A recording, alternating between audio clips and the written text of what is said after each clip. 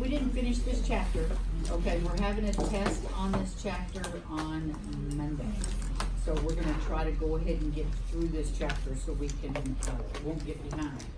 I'm not really interested in the bones because you've already learned all of that in anatomy and physiology in college.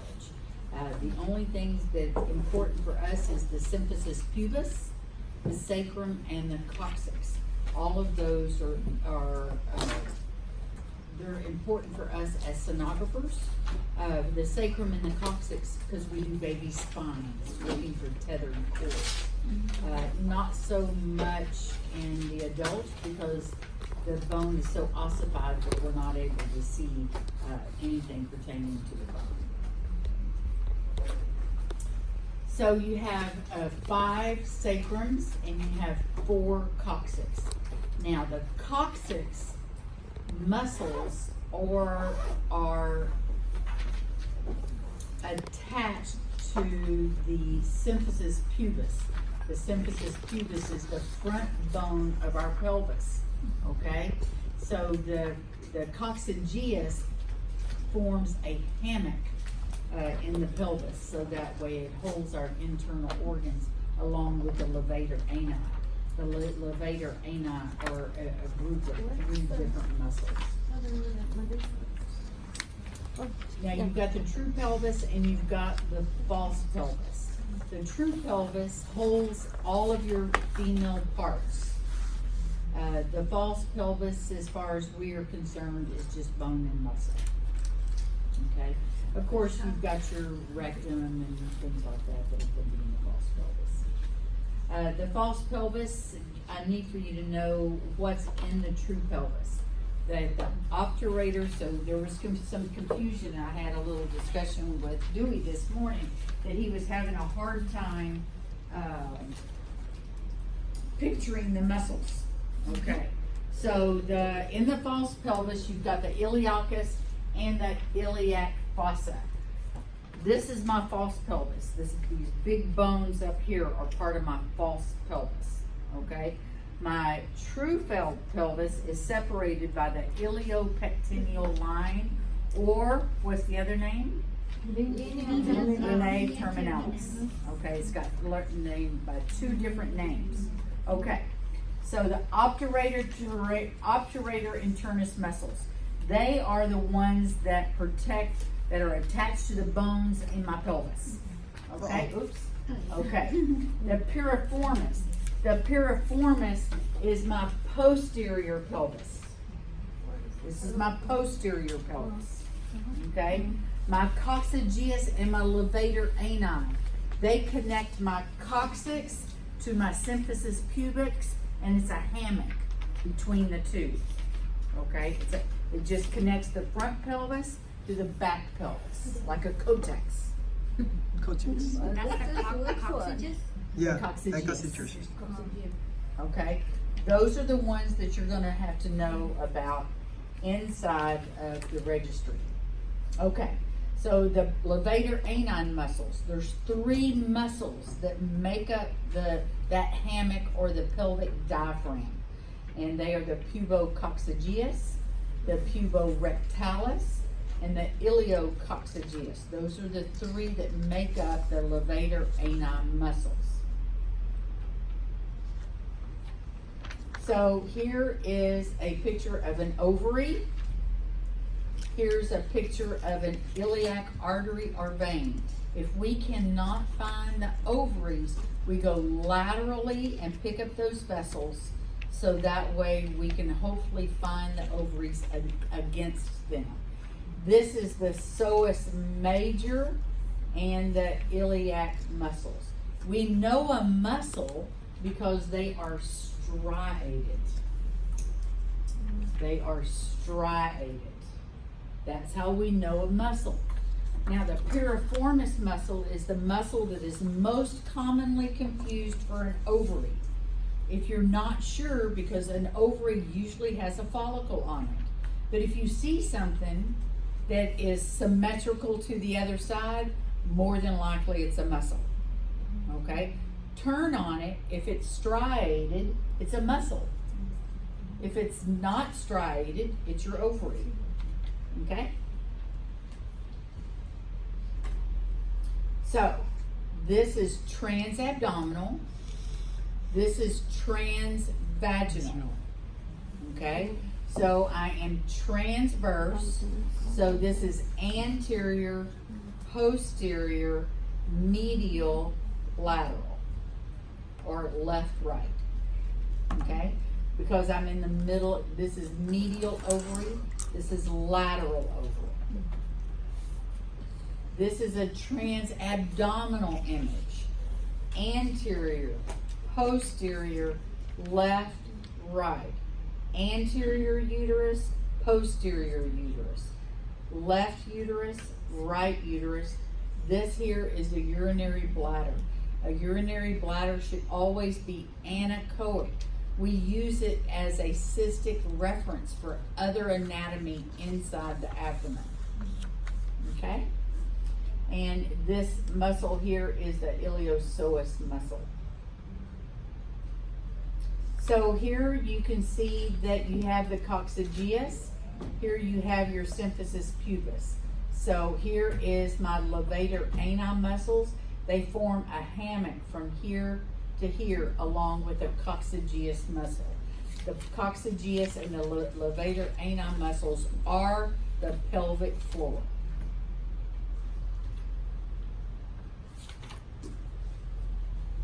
Anterior, posterior, left, right, transabdominal. Okay, here's my cervix. This is a muscle. Here's a muscle. See how it is striated? Okay, so this is the, what is that muscle is that? Mass? Iliopsoas muscle. Iliopsoas muscle. No, it says Mass adjacent to cervix. Oh, a mass adjacent to the cervix. Okay. Yeah. So, because here's my cervix, and here is the mass in the left adnexa. Okay, because it's next to. Okay. Transabdominal, anterior, posterior, left, and right. it would be on the lateral. Next to. Adnexa, that's all it means, and next to. Yeah. Okay, so I have my ovaries are next to, they're in the adnexa. And here's just a picture of how the pelvic floor, here's the levator ani muscles and the coccygeus, and they form from the coccyx to the symphysis pubis in the middle. And then the piriformis muscle is here. It's the lateral side walls, the posterior lateral. Remember, it's these muscles back here, okay? They are the ones that are most commonly confused for an ovary. Turn on it, if it's striated, it's a muscle, okay? And here it's just showing again the coccyx to the symphysis pubis, and how you have a hammock between the coccygeus and the levator ani muscles.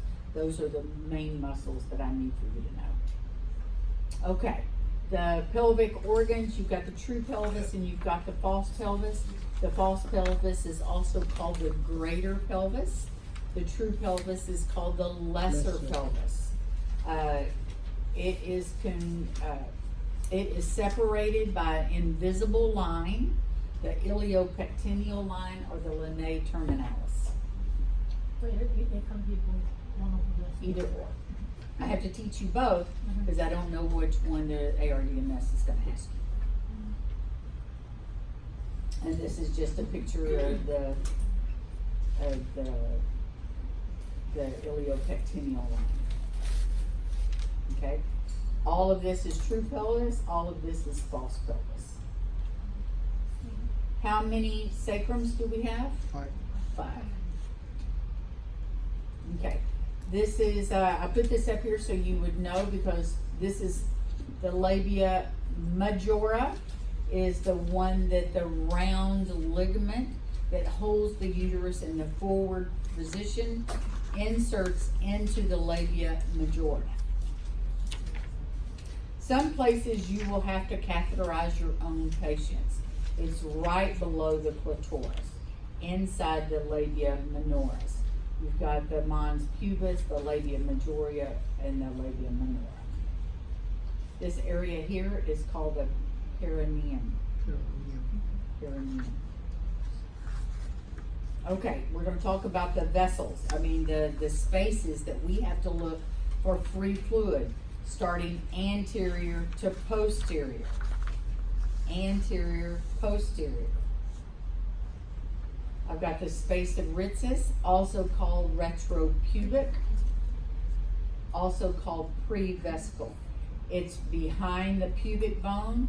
It's in front of the bladder. The anterior cul-de-sac, it's also called the vesico-uterine because it's between the bladder and the uterus. The posterior cul-de-sac, it's between the rectum and the uterus. It's called the recto-uterine or the pouch of Douglas. It's the pouch of Douglas where we're going to see most of our free fluid inside when we do a pelvic exam. I have a question. Yes. The complex area, I usually see when they do the pelvic exam, they always check that area with. Always. Yeah, for Free fluid. Oh, Yeah, we always check it for free fluid. Because we should not have any free fluid in our pelvis. A lot of times during middle schmerz will cause a little bit of free fluid. What is middle schmerz? It's during It's pain associated with ovulation. Okay? So, anterior to posterior. Here's my pubic bone. Here's my bladder. Anterior to my bladder. Space of Ritzis, retropubic, prevesical. Between my bladder and my uterus. Anterior cul-de-sac, vesico-uterine. Behind my bladder, in front of the rectum. Posterior cul-de-sac, recto-uterine, or pouch of Douglas. So can you point which one is the posterior cul-de-sac? You tell me. Where's this arrow pointing to? So is Between the that- between the uterus and between the rectum. And this one here, the anterior is this Anterior. little line. It's in on top of the uterus, behind the bladder. Okay? This is not exact, it's just me. Okay? It's just so you know where to look in those spaces. Okay. This is where the ureters enter into the bladder. The ureters enter into the bladder, posterior, inferior bladder. Okay? Here's my bladder. Here's my bladder. Posterior, inferior is where they insert into the bladder. That area is called the trigon. The trigon also is where the urethra will open up to go into the toilet. Okay? So the trigon, this area right here, is where the ureters enter in inferior posterior bladder and the urethra comes out of the bladder. That's called the trigon. Posterior, inferior. Posterior, inferior.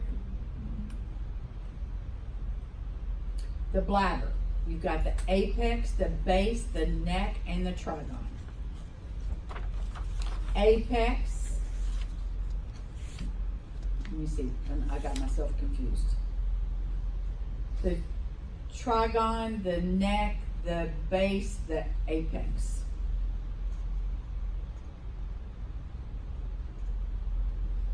Bishop, Yes. So the spaces that can contain the fluid, we're looking at this in regards to like the uterus, like what is it having an effect? That's on just the fluid in my peritoneum.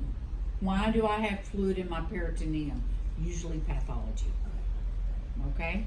So it's our job as sonographers that we annotate and we document any free fluid, whether it's a sliver or whether that's all I see. We have to put FF for free fluid because there should not be any free fluid. But a lot of times during ovulation or middle schmerz time, then a lot of times we'll have posterior fluid.